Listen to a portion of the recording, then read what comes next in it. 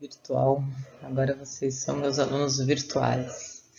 Vamos falar hoje então das redes de frio e transporte de imunobiológicos.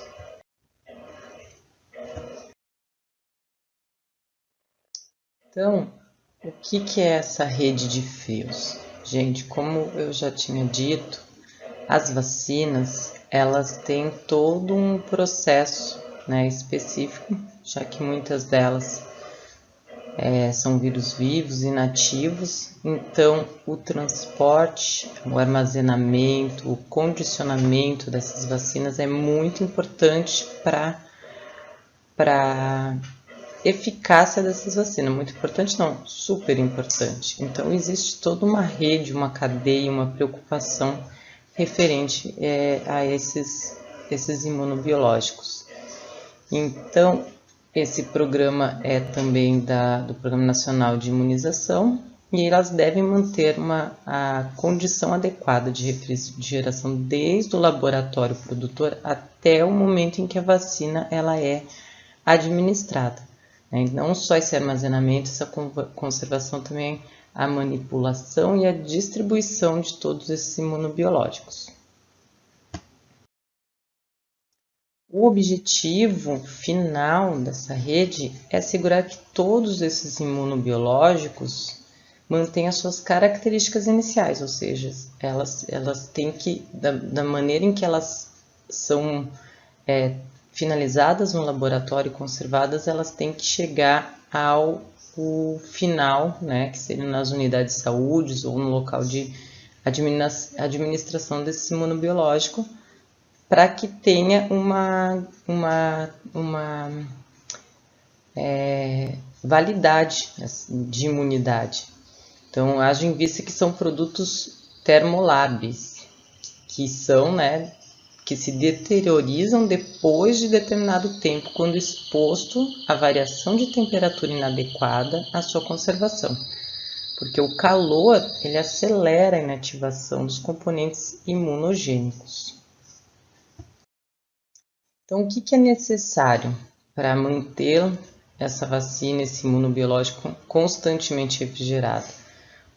Então, é utilizando instalações e equipamentos adequados em todas as instâncias, então seja nacional, estadual, regional, distrital ou municipal. Então, ela pode sair lá de São Paulo ou de outro país. Ela tem que chegar com todas essas características de temperatura, conservação adequadas. Um manuseio inadequado, um equipamento com defeito, uma falta de energia elétrica pode interromper todo o processo de refrigeração e comprometer a potência e eficácia dos imunobiológicos. Então você imagina, uma queda de energia, pode se perder várias vacinas, por isso que existe toda uma preocupação nos locais onde são guardadas essas vacinas para que não tenha variação de energia, para que se tiver queda tenha um transformador para manter essas geladeiras funcionando adequadamente. Se houve uma queda, não funcionou o gerador, todas as vacinas que estavam nesse ambiente têm que ser desprezadas. Então, quais são as características das principais vacinas? Então, ela pode ser, tem as que podem ser congeladas e as que não podem ser congeladas. Então, as que podem ser congeladas sem alterar o seu poder de imunogênico, que alguns exemplos é a febre amarela, a Sabin e a triviral, que na verdade nem é mais triviral, Nós vamos ver mais lá na frente. E as vacinas que podem ser congeladas, pois podem perder a potência, que não podem ser congeladas, pois podem perder a potência, comprometendo a sua proteção imunogênica. Alguns exemplos dessas vacinas é a BCG, a duplo adulto, a tríplice, hepatite B, entre outras.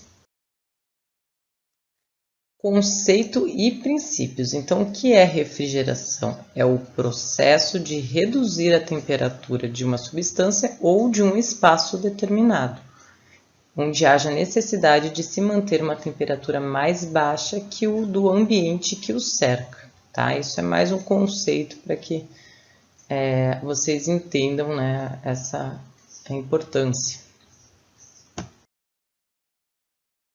Então, frio é definido como a ausência do calor, a falta ou ausência do calor. O calor, ele transmite da substância de temperatura mais alta para a temperatura mais baixa. O calor é uma forma de energia que pode transmitir-se de um corpo ao outro, pela diferença de temperatura existente entre eles.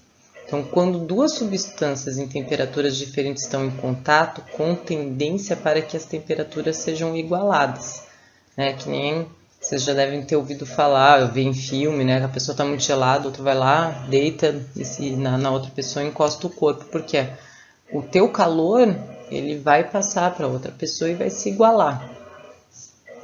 Então, frio é a falta ou ausência do calor, certo? Quais são esses procedimentos básicos para o armazenamento? Então, tem que cuidar com a tomada, com a conexão, a fonte de energia. Isso tudo tem que ser exclusivo. Então, a geladeira do posto, que é a tomada que usa para a geladeira da unidade de saúde ou para a sala de vacinas ou para um estabelecimento específico de vacina, ela é única daquela geladeira. Você não pode botar um T para carregar teu celular, né? Não pode. Ela é só da vacina, para justamente não dar algum problema de curto-circuito, enfim. A câmara tem que estar distante de fontes de calor, nivelado e afastado da parede pelo menos 20 centímetros. Não utilizar refrigeradores duplex. Se vocês observarem o dia que vocês entrarem na sala de vacina, vocês vão ver que as geladeiras, elas são aquelas geladeiras sem congelador, tá? Usar câmara única exclusivamente para isso. Então, a geladeira de vacina é só de vacina. Não pode colocar tua aguinha, não pode colocar nada no posto que não seja as vacinas. Ela tem que estar no termostato regulado por uma temperatura entre 2 e 8 graus. E a temperatura média, ou seja, entre elas, tem que ser 5. Né? O ideal é que nem esteja nem a 3, nem a 2 e nem a 7, 8. Tem que estar em 5. A temperatura média, se você for ver as temperaturas do dia, a média tem que ser 5. Então, tem que ter um sistema de alarme ou geradores elétricos de emergência para caso de queda de energia. Tem que ter o termômetro para leitura, né, mínima e máxima. Tem que ser feita a leitura desse termômetro no mínimo 2 vezes ao dia. E tem que colocar nas prateleiras da frente do refrigerador as vacinas com validades mais próximas. Isso tudo eu já tinha até falado na última aula. Então, o que está para vencer, vem para frente. O que tem uma data de vencimento mais longa vai ser usada depois, para não correr o risco de se perder. A estabilidade, ela é variável de acordo com as características de cada produto. Então, mais na frente nós vamos ver as tabelas de vacina. Então, tem vacinas que podem ser mantidas mais ou menos na mesma temperatura, tem outras que tem que estar mais frio, outras uma temperatura um pouco menos fria, né? Isso tudo quem trabalha na sala de vacina tem que saber.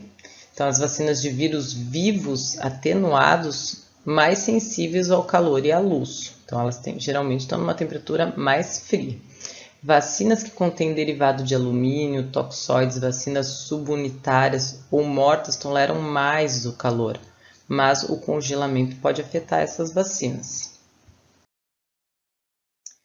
O que é importante ressaltar nas falhas na rede de frio? Então, cada exposição de uma vacina a temperatura acima de 8 graus resulta em alguma perda de potência. Então, aquela vacina não vai ter a potência que ela tinha se ela tivesse sido mantida na temperatura ideal. E pode ter um efeito cumulativo irreversível na eficácia da vacina. Então, às vezes você vai lá ver, a pessoa está vacinada e acaba pegando aquela doença. Pode ter sido um problema na temperatura dessa vacina. Por isso que é importante esse controle. Então, dentro dessas falhas da rede de frio, as vacinas elas sofrem, que podem sofrer essas alterações de temperatura. O que é importante a gente saber? A temperatura de exposição, o tempo que ela ficou nessa exposição dessa variação de temperatura, a validade da vacina e se a vacina já foi exposta à alteração de temperatura anteriormente.